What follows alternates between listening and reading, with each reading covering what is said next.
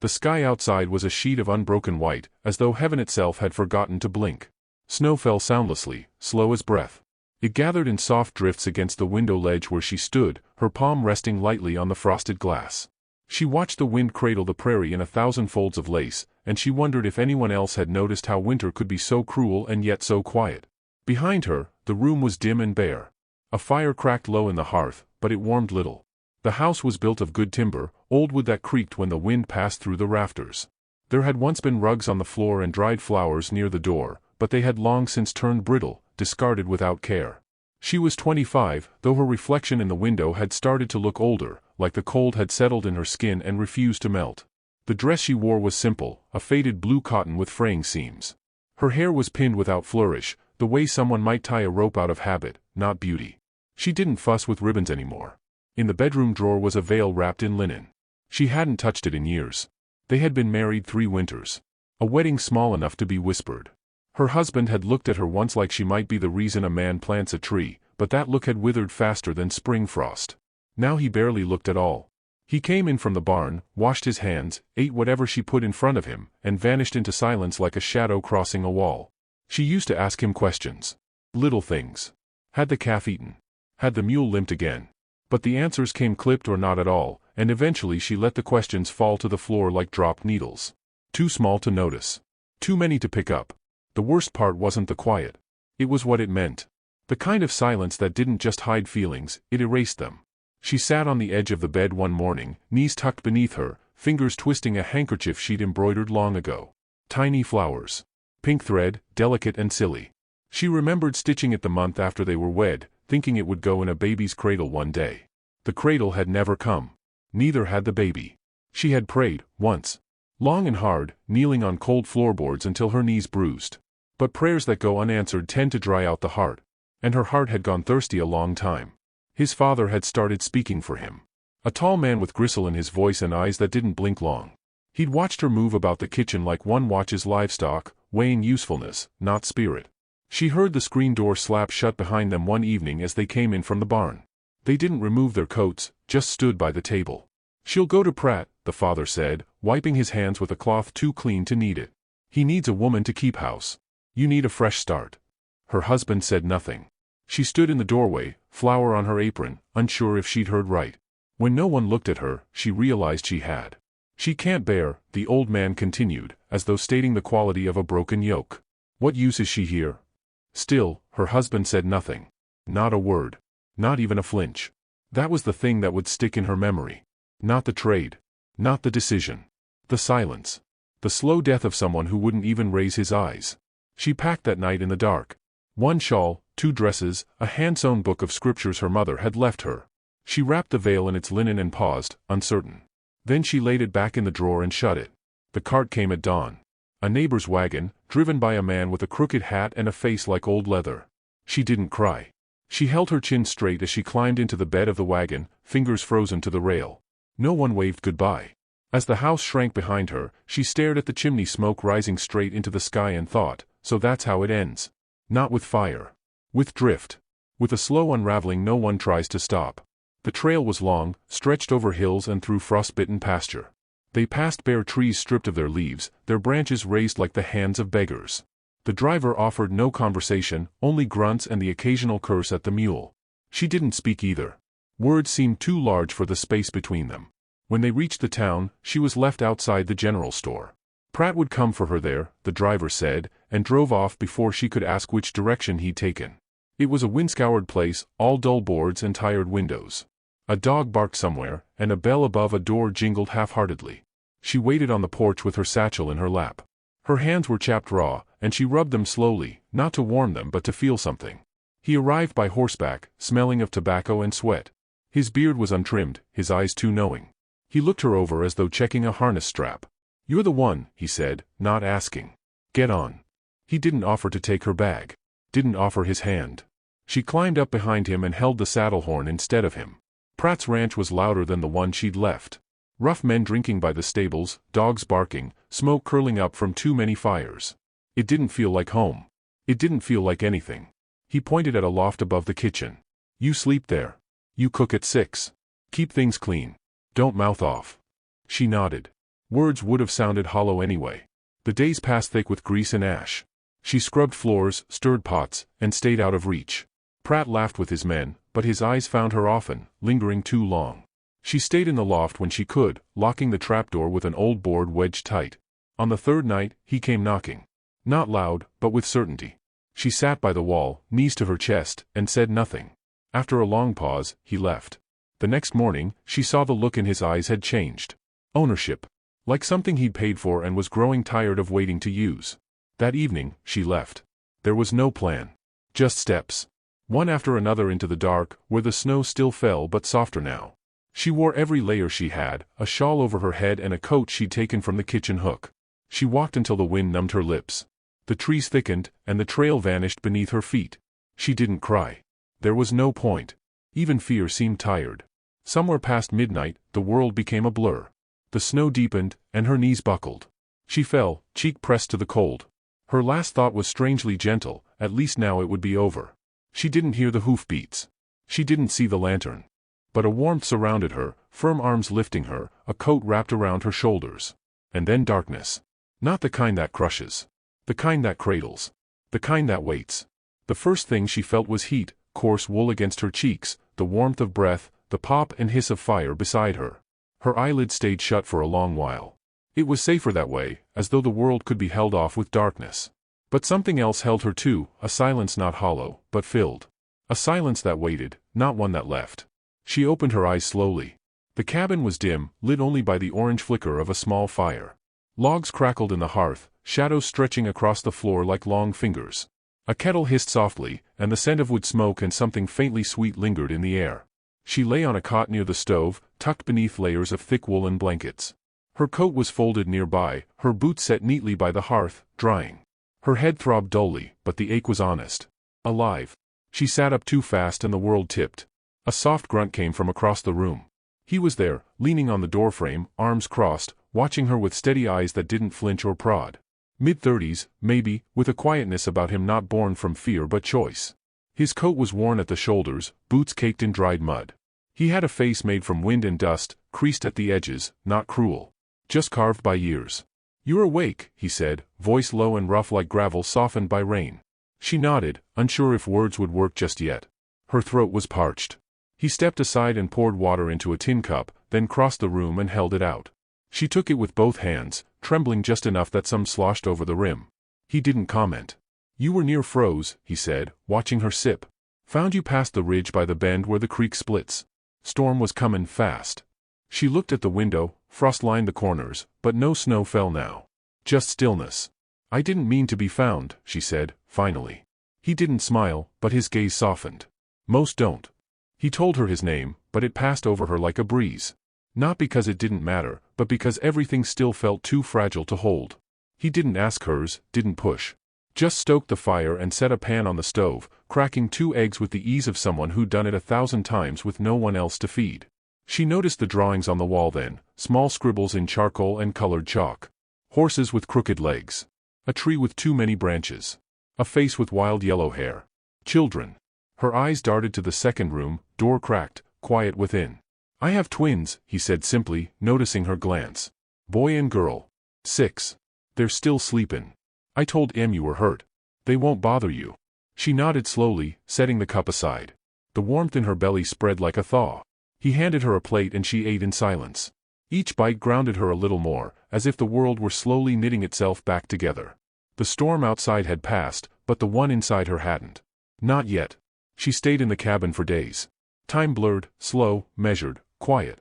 He didn't ask her to leave. She didn't ask to stay. But every morning, the fire was lit. Every evening, a place was set. The children watched her from doorways at first. The girl held a rag doll missing its arms. The boy wore a hat too big for his head. Their names were simple, soft on the tongue. They didn't speak much at first either. But children know the shape of sorrow. They can feel when someone's been folded too many times. On the third day, the girl brought her a drawing, just a sun and a stick figure with long hair. "That's you," she said shyly, then vanished. She sat at the table, the drawing in her lap, and felt something shift. Not pain. Not yet peace. But something gentler. A bruise beginning to warm. She began to help, stoking the fire, gathering kindling, mending a torn sleeve on the boy's coat. She didn't ask. just moved her hands and let them find their work. He watched her sometimes, not with curiosity, but with quiet appreciation. As though she were something familiar, not fragile. They spoke in pieces. He told her his wife had died 2 winters ago from fever. The children had been sick too, but lived. He never said her name. Just stared at the hearth when he spoke, like the memory was a bird that might fly away if he looked straight at it. She told him about the trade, not the details, not the night Pratt came to the loft, but the shape of the betrayal. Her husband's silence. The father-in-law's calculation. How they treated her like meat wrapped in a shawl. He didn't ask for more. Just listened, jaw tight, eyes heavy with something unsaid. "You're not theirs to give," he said once, quietly. "You never were." That night, she lay on the cot and watched the fire fade to embers. Outside, the wind rustled the trees. Inside, the children snored soft as kittens. She breathed deep and didn't feel like a ghost for the first time in months. But peace, like spring, always comes with thaw. And thaw reveals what's been buried. One morning, he found her near the edge of the property, holding a small bundle wrapped in linen. The veil. She'd taken it from the satchel. Not to wear. Just to feel. Just to remember who she was before she was passed like a note between hands that didn't care to read it. "I used to think this meant something," she said, voice barely there. "That it made me a woman. A wife. Something whole." He didn't take it from her. Just stood beside her, hands in his coat, eyes on the horizon. "It don't make you anything," he said after a long silence. "You already are." She didn't cry, but her shoulders shook. He never moved to touch her. Just stayed. That was how he loved things, she would come to learn. Not with fireworks, but with presence. With being still enough that someone else could break and not feel shamed for it. She folded the veil and tucked it back into her coat. They walked home without words. The twins greeted her at the door with grins and dirty hands, each holding a pinecone like treasure. She laughed, a real laugh, cracked at the edges but true. He watched her from the porch, something like peace in his expression. For the first time, the cabin felt less like shelter. And more like home. But even in stillness, storms remember where you went. And not all men let go easy. Especially men who think they've been cheated. She would come to learn that Pratt hadn't just wanted a cook. He wanted property. And property, once claimed, is rarely given up without a fight. Dawn came slow, pink and gold bleeding through the frost-smeared windows. The stove crackled gently, breathing warmth into the bones of the cabin. She moved before the others woke, bare feet padded soft across plank floors. She liked the quiet hours best, when the world felt reset and no one expected anything more from her than the turning of dough or the humming of an old tune that had no words. She rolled out the bread with practiced hands. The smell of yeast and rising warmth calmed her in ways she couldn't name. The ache in her wrists, the flour on her sleeves, the tiny creases in her brow as she measured by instinct, these were things that belonged to her, not borrowed, not given and taken away. She didn't need to ask where the flour sack was. She knew it now, just like she knew the cabinet that creaked on the left side or the drawer that always stuck in the corner. Her hands had memorized this place before her heart had dared to. The twins stirred in the back room, soft rustling and the thump of one falling from their cot again. She smiled. A moment later, the door creaked open and they padded into the main room wrapped in mismatched quilts, hair tousled, eyes half-lidded. He followed not long after, boots left by the door, hair damp from washing at the pump. He offered her a nod, nothing more, but it carried the weight of something understood. She poured hot water into tin mugs, handed one to him, another to each child. The boy, scrappy and thin, grinned up at her with a missing tooth and sat beside her as if it were the most natural thing in the world. She still didn't have a place here by name. No title, no claim. But names weren't everything. Sometimes it was in the small things, how the children brought her pinecones, how he let his eyes rest on her without question, how her shawl now hung on a hook near the door instead of folded in her bag. He brought her a piece of wood one morning, rough and uncut. "Could use your help," he said simply. Together, they carved it into a shelf for the kitchen wall. She didn't ask why, but when he hammered it into place, she understood. He had made her a place to put things. And not just things, but herself. At night, after the children were asleep, they sat near the fire and talked in fits and starts. The silence between them was easy now, like a blanket well worn. He never pushed. He listened. And when he spoke, his words were chosen like stones laid carefully across a stream, each one mattered. "I wasn't born to raise children," he told her one night. "Didn't think I'd know how." "You do," she replied, softly. "They keep me going," he said. "But I don't always know what I'm doing." She looked at him then, eyes catching the flicker of firelight. "That's how I feel about living." That night, she found herself standing at the window after he'd gone to bed. The moon hung low and wide, spilling silver across the snow. Her breath left the glass in soft clouds. She pressed her fingers there, drawing circles. She didn't know why. The next day brought a letter. He found it at the trading post, brought it home sealed in wax, unread. She saw the mark and felt it before he said a word. Pratt. She sat at the table as he opened it, the paper crackling in his hands. His jaw tensed as he read. "He's demanding you back," he said, voice low. "Says he made a deal and was shortchanged. Claims you're his by right." Her blood ran cold, but she kept her face still. "What does he want?" "Either you returned," he said, "or payment equal to what he claims you're worth." She laughed once, sharp and bitter. "And what do I cost?" He didn't answer. The children played outside, laughing in the snow. She listened to them and thought of the loft above Pratt's kitchen. Of his heavy footsteps. Of the feeling of being a thing instead of a person. "I won't go back," she said. "I wouldn't let you," he replied. Their eyes met then, and something unspoken passed between them. Not promise. Not romance. Just something rooted. Something strong. But she knew this wouldn't be the end of it. Men like Pratt didn't stop with letters. She took to rising earlier, walking the perimeter of the land. She found the old fence lines, checked for gaps. She watched the road for riders. She didn't ask for a gun. She didn't need one. She was learning that survival wasn't always about firepower. Sometimes it was about readiness. About knowing who you were when someone tried to take it away. He noticed the change in her, the way her shoulders squared more each day, the way her voice no longer wavered. "You ain't afraid," he said one afternoon, watching her chop wood beside the shed. "I've already been lost," she said. "Nothing worse than that." He didn't argue. That night, she baked bread again. The stove was low, and the children hovered near, pretending not to steal pieces of dough. He carved a new spoon from maple and handed it to her like it was something precious. The bread rose slow in the heat, and the cabin filled with that warm, yeasty smell of survival. Not victory. Not celebration.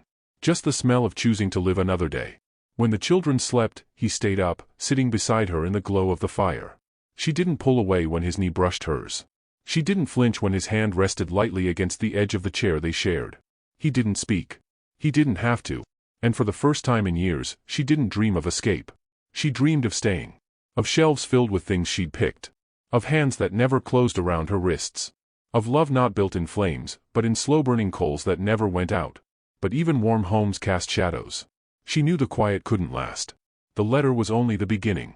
And out there, somewhere beyond the line of trees, a man who had treated her like chattel was stirring again. But she was no longer the woman who had stood at the edge of her first home with a satchel in her lap. She was something else now. And she would not be taken again.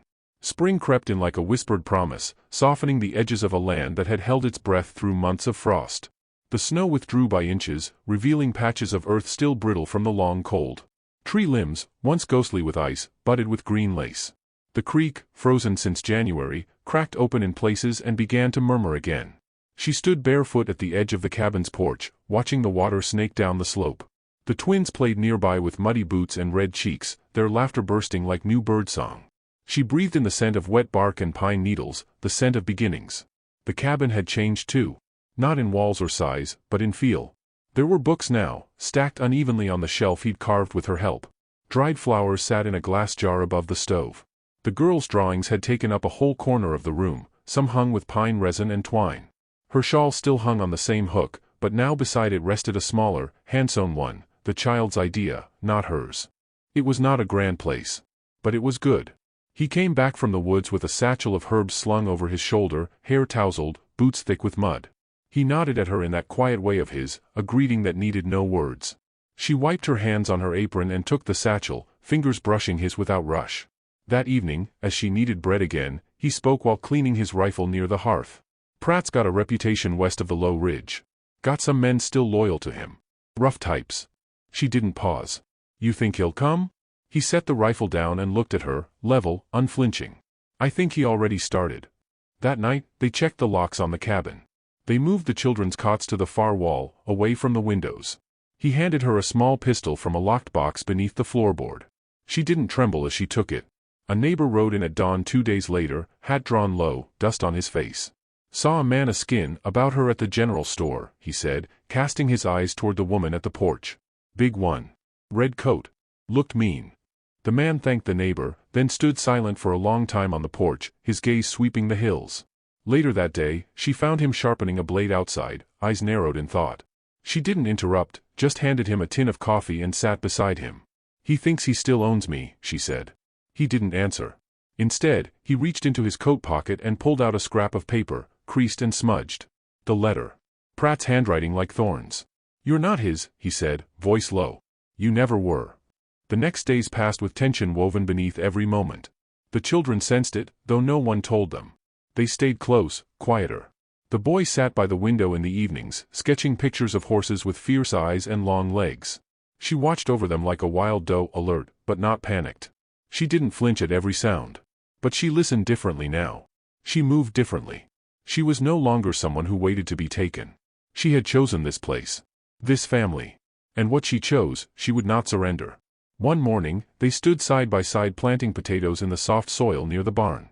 The breeze carried the sound of running water and distant birds. "You're not like other women," he said suddenly, brushing dirt from his palms. She looked up, squinting into the sun. "How do you mean?"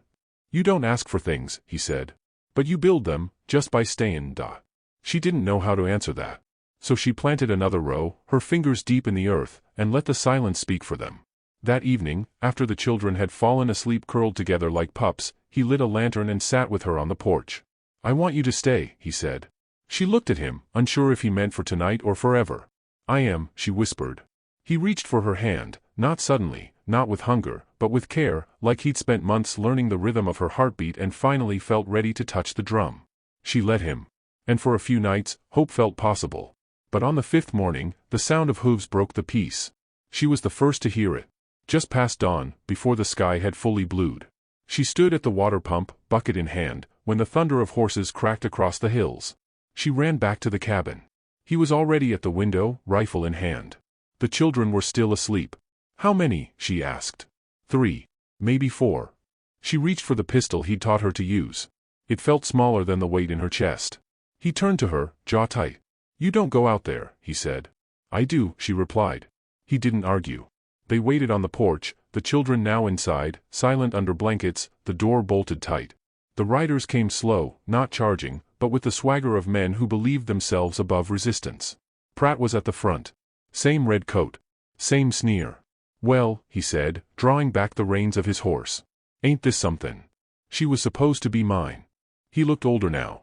Puffy around the eyes. Bloated from drink. But there was a fire in him still, bitter and hot. The kind that burns what it can't control. "She ain't yours," the man beside her said, steady. "She's what I paid for," Pratt snapped. "You think you can keep another man's property?" "I think she ain't property at all," he said. "And I think you'd best turn around." Pratt laughed. "You can't hide her out here forever. The law's got no care for lost women." "She ain't lost." The words came from her. Clear. Unshaken. Pratt turned his eyes on her then. "You forget what I could have done to you? You were lucky." "No," she said, stepping forward. "I survived you. That's not luck. That's strength." One of the men beside Pratt shifted in his saddle. Younger. He looked at her, then at Pratt, then down at the ground. She saw something falter in him. "You want to make this messy?" Pratt asked. She raised the pistol. "Make it." A pause hung thick. Then the younger man spoke. "She's got fire." "You didn't say she had fire." Pratt turned to him, snarling. "What are you sayin'?" "I'm sayin' I ain't fightin' a woman who ain't scared." And then, just like that, the man turned his horse and rode off. The second rider followed. Pratt stared at her, rage seeping out of him like blood from a fresh wound. "You'll regret this," he hissed. She didn't move. He spat on the dirt, yanked his reins, and galloped away. Silence returned, heavy and thick. She turned to the man beside her, and neither spoke. But something in the space between them broke open. Not in fear. In relief. In awe. She had stood. And the world had not swallowed her. Inside, the children peeked from behind the curtains.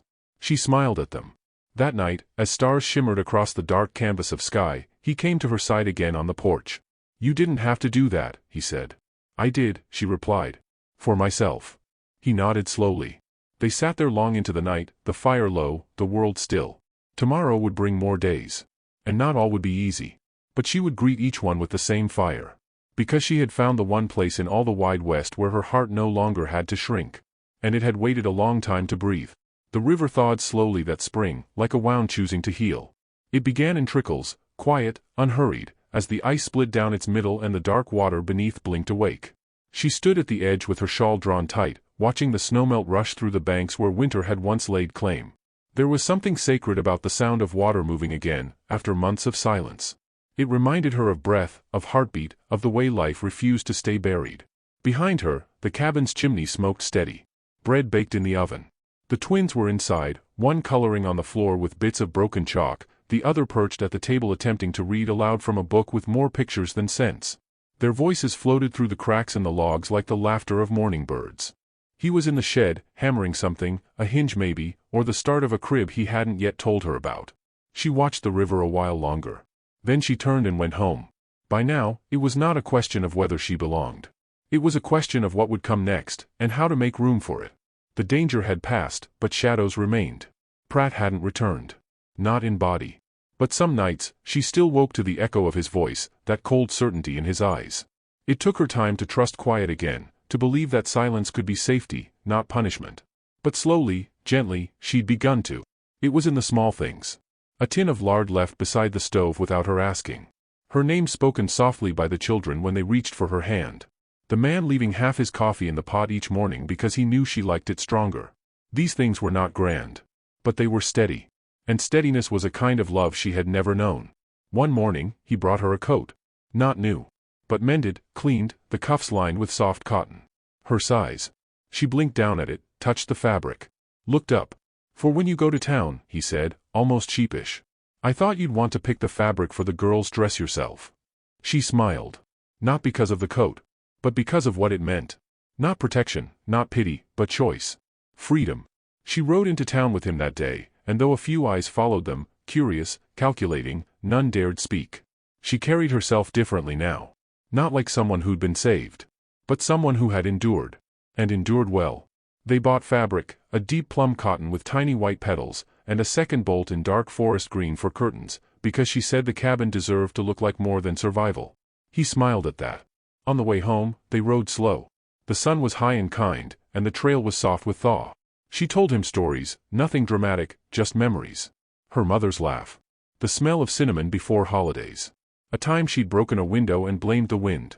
He listened like every detail mattered, and when she grew quiet, he reached across and brushed her wrist once with his thumb. That was all. But it was enough. The next weeks passed with quiet purpose. She baked more. He repaired the well. The children planted sunflower seeds along the cabin's edge with dirty fingernails and big hopes. Sometimes, at night, she read aloud while he carved wood beside the fire. He rarely spoke then. But he always looked at her, not as if waiting for her to finish, but as if the sound of her voice itself was the story. Spring was blooming around them, and within them too. She had found her rhythm again. Not the woman she had been before. Not the girl with a linen-wrapped veil and a drawer full of hope. But the woman she'd become in spite of it all. Stronger in silence. Softer in peace. She no longer flinched when footsteps crossed the porch. She no longer wondered if she would be taken. She had taken herself back. One evening, as twilight painted the sky in pale violets, he stood beside her at the creek's edge. The water moved fast now, full and sure. A log had drifted downriver, caught between two stones. "You ever think about leaving here?" he asked, gaze on the water. "I used to," she said. "Back when I thought escape was the same thing as freedom." He looked at her then. "And now?" "Now I know it's not where you run to," she said. "It's where you stop running." A quiet passed between them, wide and deep. Then he said, "I built the cabin to survive." She waited. "But now," he continued, "it feels like more. Like a place where something might grow." She looked at him. He didn't kneel. He didn't reach into a pocket. He just said it. "Will you stay for good?" And her answer wasn't in words. It was in the way she took his hand. In the way she kissed his palm, not his lips, because that was where the work was. In the way she went home that night and laid out the plum-colored fabric across the table and began to cut. The next day, they stood together in the garden with the twins between them, planting onions in straight rows. Dirt beneath their nails. Laughter in their throats. Sky stretched wide above them like a second chance. She looked up once, toward the trees beyond the trail, and felt nothing pull her. No fear. No memory trying to steal her breath. Only now. Only here. She smiled. The river rushed on. And somewhere in its current, her old life washed away, slow, honest, final. She never wore the veil again. But she kept it, folded in a wooden box above the hearth. Not because it made her a wife. But because it reminded her of the woman who chose to walk into the snow rather than let herself be sold. And the man who found her there, not to claim her, but to carry her home. Here are the 2 sets of text prompts as you requested, written in cinematic, vivid detail, aligned with your Wild West story. She was sold by her father-in-law for being infertile, until a single father of twins took her in. Names are not mentioned, only character descriptions and ages are included. The style is emotional, historical, and grounded in your visual narrative needs.